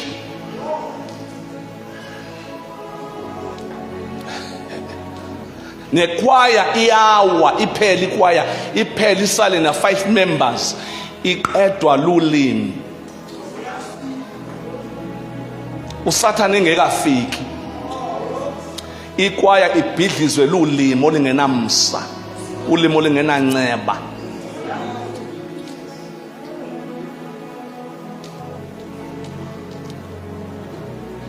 Bekhona abantu abaresigna ekwayeni hayi ngoba bengafuni ukunqula uThixo, bayalimala. uLwesine luphele kude kuyothi report ekoteni, sicela umkhuleko, sihlaselekile, akuhambi kahle, uhamba kahle, usenhlizweni yomuntu othile, akuhambi kahle.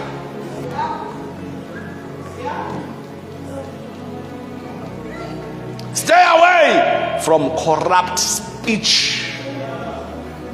Kona abantu abane speech es corrupt esithi ze umqaphela ubani. Yabona uThixo akasinqabelanga ba singahlebani. uThixo akasinqabelanga ba sithini? Kodwa uthi uThixo xa nidlana nilumana niqaphele ba ningagqibani. Sumgqiba umzalo.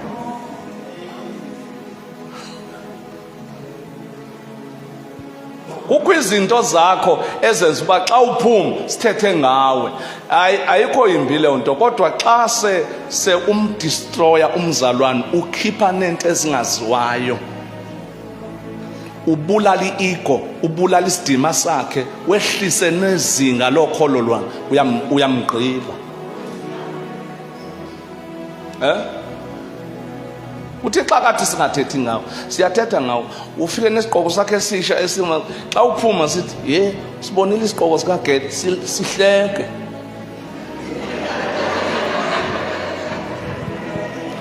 Ayizukubulala loo nto. Fika nebhuluke engayinwanga enkonzweni, sizathetha ngayo, sithi yo hayi lamfo. ibitheni ibhluku ibe nje ayizubulala leyo nto. Kodwa xa sikhupha imfihlakalo ngawe, sikhupha izinto ezikwenza ungabi comfortable, ungavumi kube khona abantu abalimala bade barelocate ngamazwi omlomo wakho.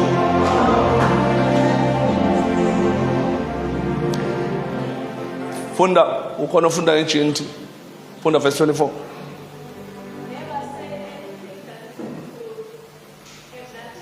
Mana donsa umoya. Funda kahle ke. Never say anything that is true. Has nothing to do with lies and misleading words. Funda eGNT. Never say anything. Ya. Ibethe ngathi uyashumayela. Ungangiqeda amandla. Never say anything that isn't true. Have nothing to do with lies and misleading words. Umuntu uyayazi xa ezaxoka. That's why umuntu xa exoka mina nimbuza uba uxokelana. Uyazi uba uyaxoka. Andifuni nokwazi. Into nje ngithatha i-decision ba ubuxoki bakho andizubukholela. Kodwa nizabuzana nawe, intoni ukuthi yena uxoka, thona uxoka, ndiyavuma njengendiya.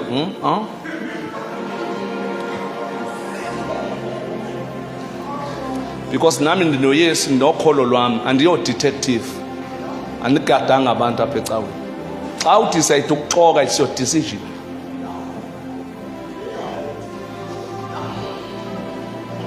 Xa uthi wena khange uyithinte laa ntombi, it's your decision. Nomtshato wakho sizawublessa, siwubusise, sililizele, sikuphakamise ukuthi uxokile, it's your baby. Leyo nto iyobamba wena oba isona sibole, isona esingavunywanga sithethelelwanga. Noma ungangena nasekwayeni asihlambululeki. Noma ungangena nasemshadweni ufaka iveyili emhlophe asihlambeki. Isono kuze sinqobeke siyaconfesswa.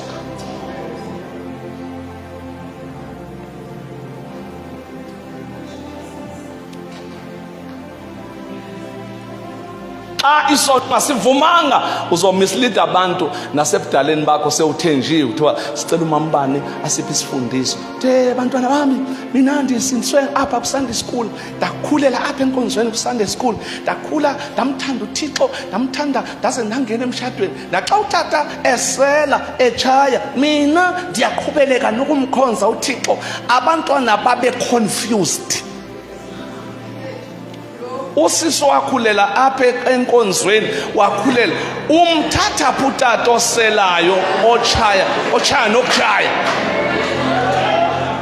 Kunendawo owayijampa ungasakwazi ukubuyela kuyo ncam because wajampa.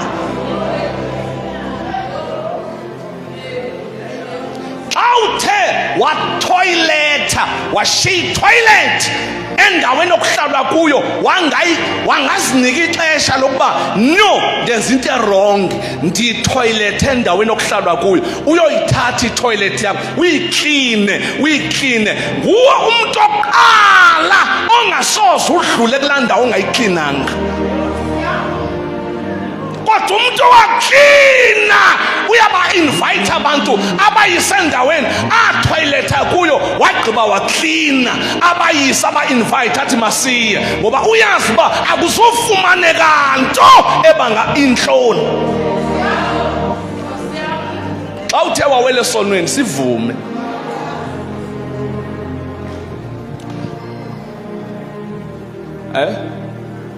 Otherwise uzoba umama wasenkonzweni useless, ungenasiluleko.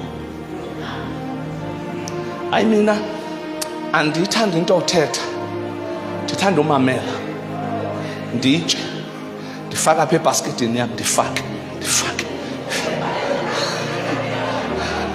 ufake kude kube nini ke? Bayophela nini abantu abakwaziyo kuyima uqala uqaqeka? Isono siyabopha ube ngutata wasenkonzweni useless, othule tu, ongayiconfess kwa faith yakhe. Xa kubizwa abanqinayo uyahlala.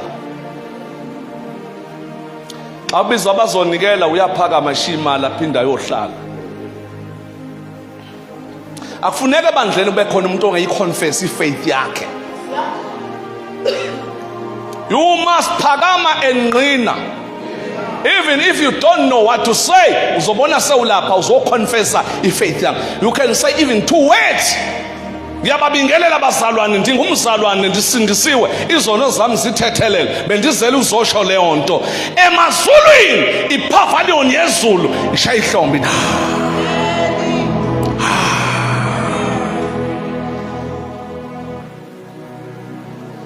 Ingozi lento yokuthula, uthule ude ubona intombi apha enkonzweni uthule.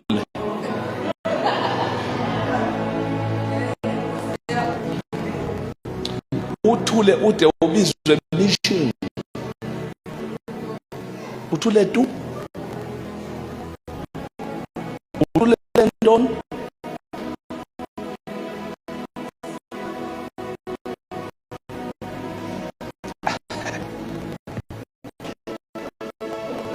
Funda ngechange ufuna.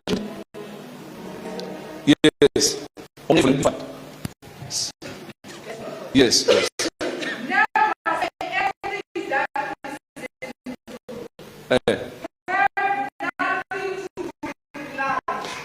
Ungayikhuluma into enyana ngoba ufila ipain. Angithi iyasenza imthandazo yethu ingaphenduli. Siqamba amanga xa sithandaza sesive ubuhlungu. Kanti ngabe uyayithetha inyana uthi Thixo ndize kuwe Nkosi ngale ndoda ndiganileyo. Ndihluphile Thixo, ndithatha iadvice kwichomi zami. Ndayonzakalisa. Ngoku indijikele. Ndicela uncedo lakho. Ungathi Thixo nceda le ndoda, siza le ndoda. No, confessa, iba honest emthandazweni. Thixo kunje ngalamini siki outing ye ladies sifaka inxiba into ezimhlophe.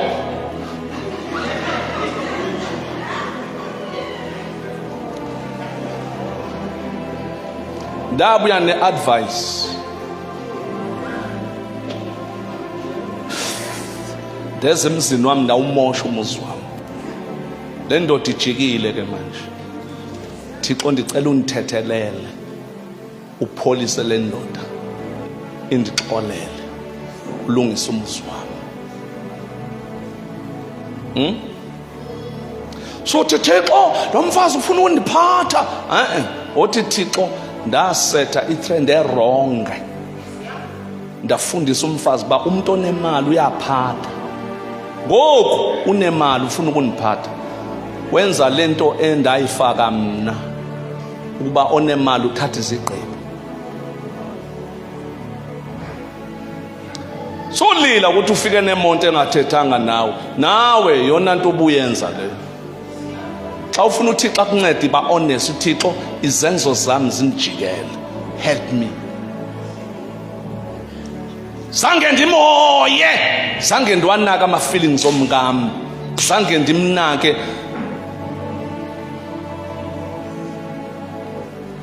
Because abanye mama abafuna ukuthengelwa monto, bafuna uthi take care of their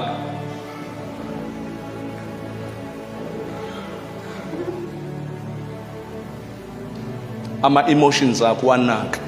Kuko tata ukuthi umfazi xa elila bangambuzi bolila nto. Abafazi bathanda ulila. That's an offense. La xa ililela into engekhoyo ungathi ayikho lento ilile. No, sosho njalo i-offense le. Phoze basithanda samthena. Uyayazi ba lento ayililela ayikho tu.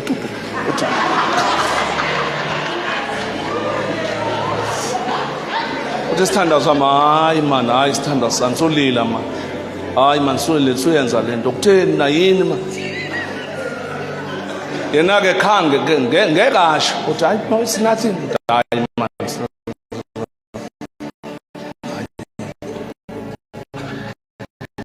but in like mama not yoku fan utata ufunda afunde pepa tata ngaphuka right alale ngosinda ngakhangenza sokhange nebendiyali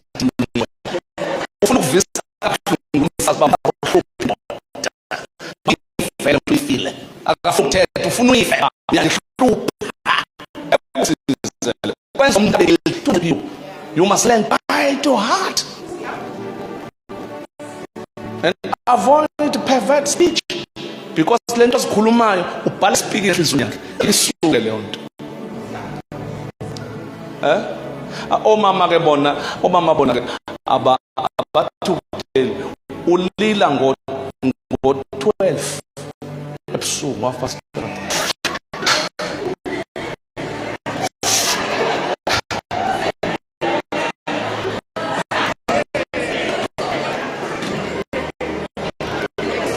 Isibalo Wabuza utheni sithando ngilela ntoni athi no akhonto.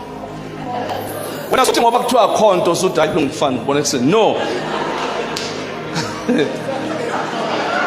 Funda verse 25 standards, funda verse 25 standards. Funda verse 25 NLT verse 25. NLT verse 25. Look straight ahead and fix your eyes on what lies before you. Yebo. Ufundele nge-Amplified 24. Umyekile. Put away from you a deceitful mouth. Yebo. And put devious lips far from you. Yebo. Verse 25. Let your eyes look directly ahead, and let your gaze be fixed straight in front of you. When you feel pain, fix your eyes on what lies before you. Look straight ahead. Because ngesikhathi lokhu ujikajika ujongajonga uzothola ama-sympathizers. Ama-sympathizers ayakulahlekisa noThixo. Ndiyakuxelela xa uva ipain sufuna abantu bokukushaya emahlombe. Iya straight kuThixo. Waba nabantu abakubethe emahlombe bazakukhipha ecebeni likaThixo. Kuka abantu namhlanje abadivosanga ngoba bebesayifuna idivorce, badivorce ngenxa ye-sympathizers. Now they were afraid to betray their sympathizers. But asali siqhuba noma isikhona into echoyo ethi kodwa bendingayiyeka athi xa ijonga i-sympathizers athi noma ngiqhube ndizobetray abantu abandisekele kangaka nabo mamane bamxelela bathi xa uyenza lento ungabuyi uze kuthi. That is why xa uhluphekile emshadweni wakho suya kubantu abayoyika impilo, iya kubantu abangayisabi life, abantu abakwazi ukuyiface life nama-challenges ayo, abantu abangathi xa ulila balile nawe, laba bakulinda ulile uqede ugqibe bathi lila uqede usawuthetha xa ugqibe ukulila. Nampa abantu bafuna abangabuki manje, because when you are in pain ubuka manje uthatha ama-decision ngemanje, but abantu abanokukunceda abantu ababuka phambili abangabuki manje bathatha amehlo akho bawabuke phambili. Fix your eyes ahead.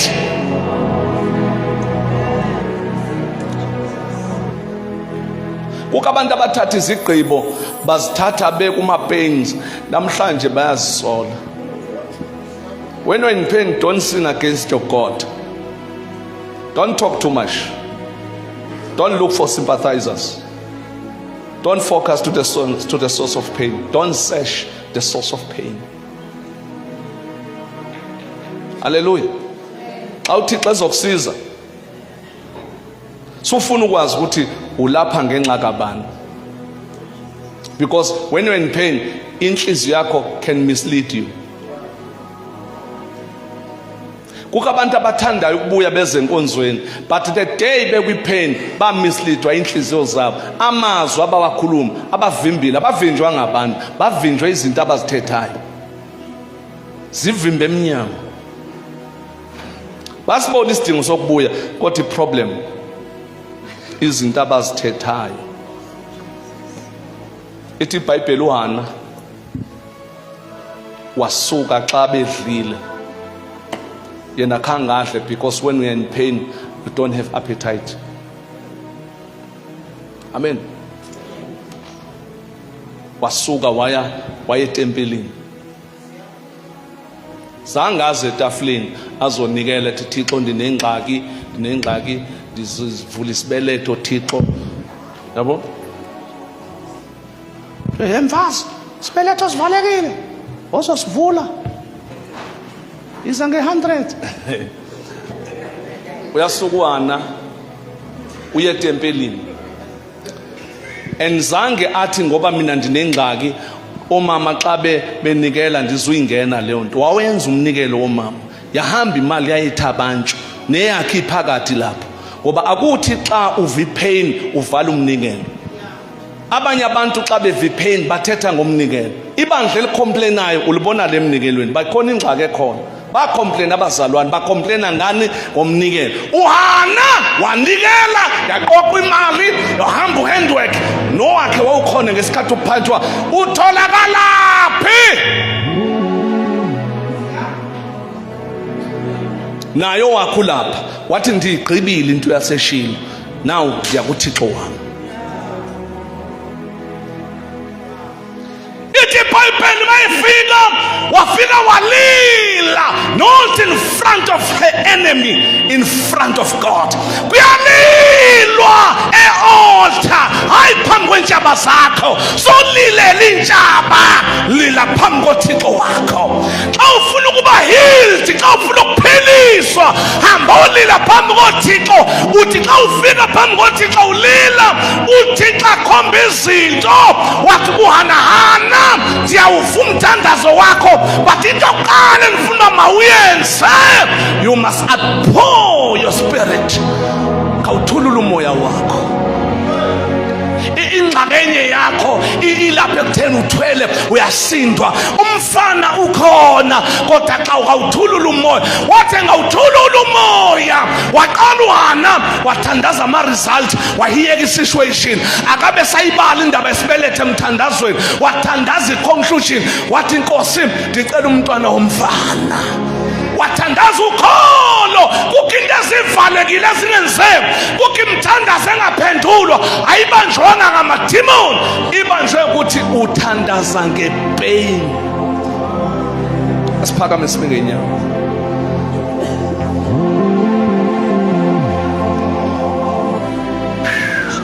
Let's take an opportunity. Lord, heal me. Ngiyakuthanda Yesu, ngiyafuna ukukhonza, but ngicela ungihelishe.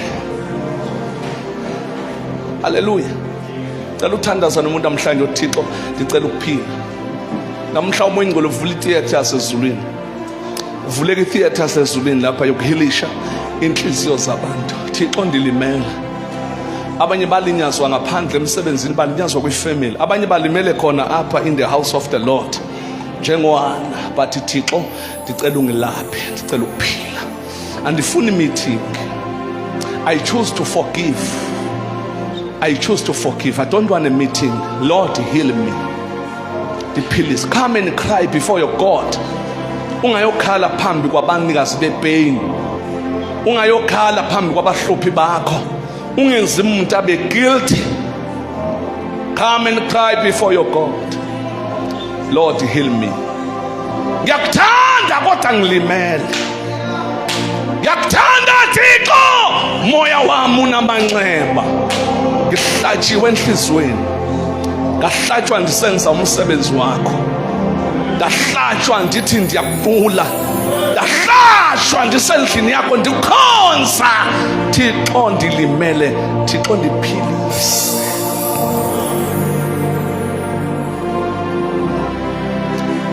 Cela siphakamise izandla zethu. uThixo uza kuhilisha. Thatha decision ukuthi uzoxolela. Thatha isinqumo ukuthi I choose to forgive. Yebo kunzima, I will keep on trying. Every day I will keep on trying, doing the will of God. I will guide my heart. I will avoid perverse speech. Lord, ngikhetha uxolo. Ngelaphe mphilisi. Ndifuna indlela yami Thixo. Ndifuna ufocus ngaphambi kwami. Ndiyakhohlwa ungasemva ngizelulela kongaphambili. Sixhobe izandla zethu. Ngicela usho lo mthandazo. Mvumele uThixo akuhilishe. Xa unokulila lila phambi kodwa nayi indawo yokukhala, nayi indawo yokulila, nayi indawo yokukhipha inyembezi. Ngicela usho lo mthandazo egameni lika Yesu. Thixo, ndiyalamukela izwi lakho. Ndicela uniphilise. Cela undelaphe. Philisa umphefumulo wami. Philisa inhliziyo yami. Uphilisa umoya wami. Ukusukela namhlanje andizobuka emva, ndizobuka phambili. Ndikhetha ukuba noxolo ngegama lika Yesu waseNazaretha. Ndigxotha nezifo eziza nepain kimi. Ndigxosha nezinto ezingalunganga eziza nepain ngegama lika Yesu waseNazaretha. Ndiyazigxosha, ndiyazikhipha ngegama lika Yesu. Zonke ezithe zangilahlekela ngenxa yale pain mazibuye ngegama lika Yesu waseNazaretha. Ungasusa umoya wakho kimi in Jesus name. Ake sithandaze sonke. Mfundisi ngicela uze ngaphambili. Let us pray. Thank you Lord.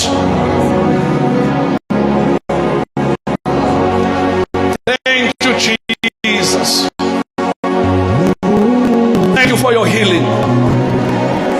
Touch us, oh God. Thank you Jesus.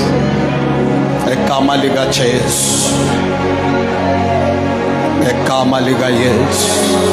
Thank you. Siyabonga Thixo wethu. Siyabonga, siyabonga, siyabonga. In the name of Jesus. Ngegama lika Jesu, ngegama lika Jesu. Ngegama lika Yesu, ngegama lika Yesu. Hallelujah. Thank you Lord, thank you Lord, thank you Lord. Ngegama lika Jesu. In the name of Jesus. Ngegama lika Jesu. Baba wethu namandla onke, ngegama lenkosi uJesu Kristu, siyabonga namhlanje ukunikezwa ikhambi lezimpilo zethu. Cishe safa, sabulawa ipain, kodwa namhlanje siyabulela ukuba usilayele indawo right yokuzothululela ipain yethu. Siyabonga ukuba uselaphile namhlanje. Ngegama lika Jesu kungena kwethu akusafani nokuphuma kwethu. Uduma, amandla, inkazimulo nobukhosi fanele wena wedwa in Jesus mighty name. Musa wenkosi yethu Jesu Kristu, thando lukaNkulunkulu bawo